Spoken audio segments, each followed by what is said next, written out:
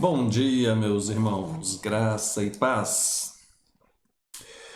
Tiago, capítulo de número 2.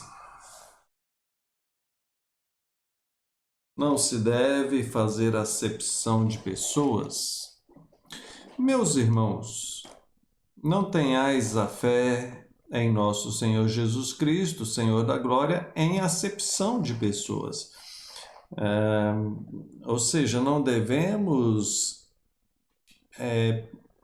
deixar de lado algumas pessoas, privilegiar umas em detrimento de outras. Isso é acepção de pessoas, não?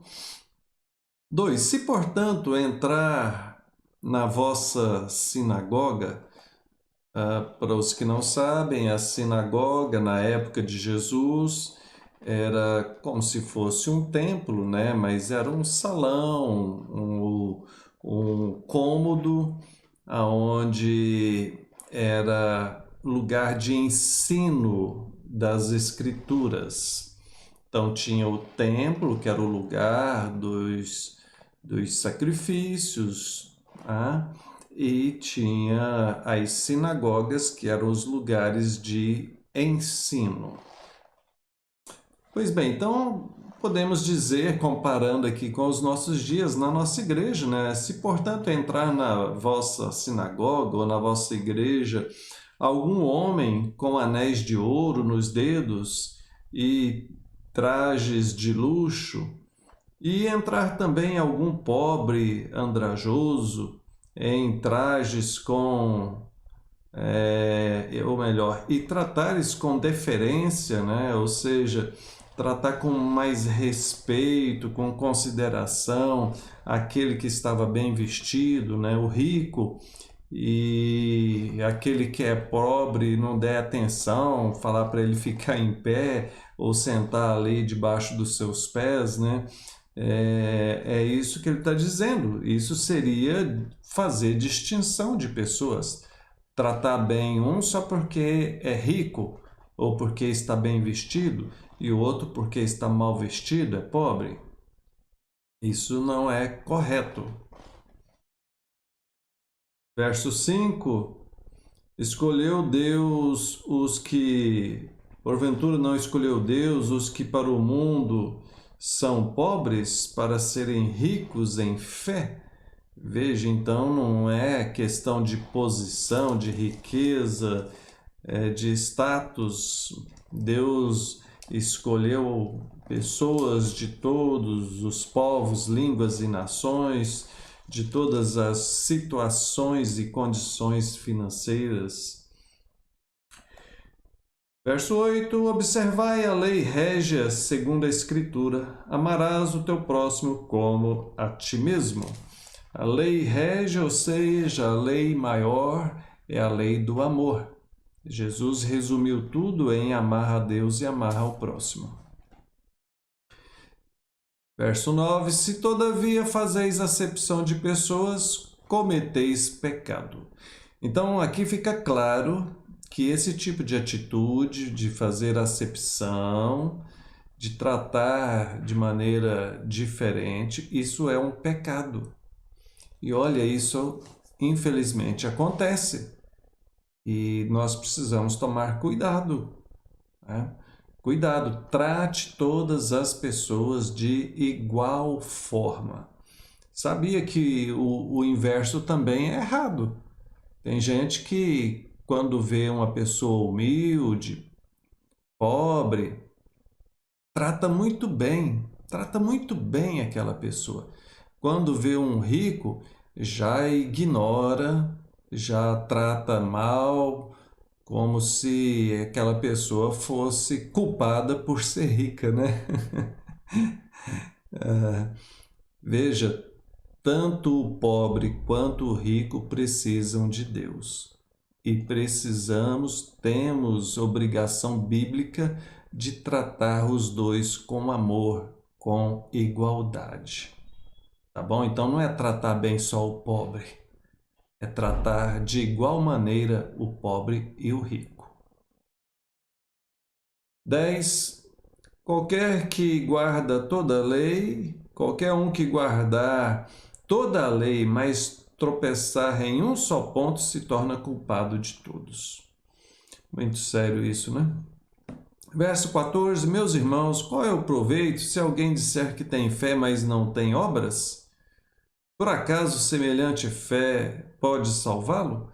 Esse tema de fé e obras aqui em Tiago é muito forte, mas embora alguns já tentaram polemizar isso, é muito claro aqui, né? Veja, que proveito tem fé, mas não tem obra? Ele vai falar mais à frente aqui, explicando, né? Verso 17, a fé, se não tiver obras, por si só está morta. Tá? Ou seja, é o fato de que as duas coisas devem andar juntas. Obras aqui é no sentido de testemunho, é no sentido de uma vida coerente com a fé. Então, fé é o que se acredita, as obras é o que se faz. Então, se alguém disser que tem fé, disser que é crente, disser que acredita em Deus, mas ela vive, ela no seu dia a dia, ela pratica coisas que é de maneira diferente do que ela falou, isso é hipocrisia. As obras não corresponderiam à fé que ela diz ter, que ela professa. Então, claro, as duas coisas têm que andar juntas. Temos que fazer aquilo que dizemos que acreditamos. É isso que Tiago está defendendo aqui. E olha só, ele leva isso tão ao extremo, verso 19, crês tu que Deus é um só? Faze bem, até os demônios creem e tremem. Acreditar? Todos acreditam. Até os demônios acreditam, mas não obedecem, né? Verso 26, assim como o corpo sem espírito é morto, assim também a fé sem obras é morta. Né? Seria só teoria, né? Temos que ter a prática também. Entramos no capítulo 3 e ele fala sobre o pecado da língua. Se alguém não tropeçar no falar, é perfeito varão, capaz de refrear também todo o seu corpo. Verso 5, a língua é um pequeno órgão e se gaba de grandes coisas. Vede como uma fagulha põe em brasas tão grande selva. A língua é fogo. Ele cita aqui os exemplos, né, do cavalo, né, do animal que é dominado com o cabresto, né, que coloca ali na boca, né, o freio, o navio que põe aquele lemezinho e guia, e com a fagulha que gera um fogo enorme, né? Assim é a língua. Verso 8, a língua, porém, nenhum dos homens é capaz de dominar. Com ela bendizemos ao Senhor e Pai, também com ela amaldiçoamos os homens, feitos à semelhança de Deus. De uma só boca procede bênçãos e maldição. Então veja como é sério essa questão da língua.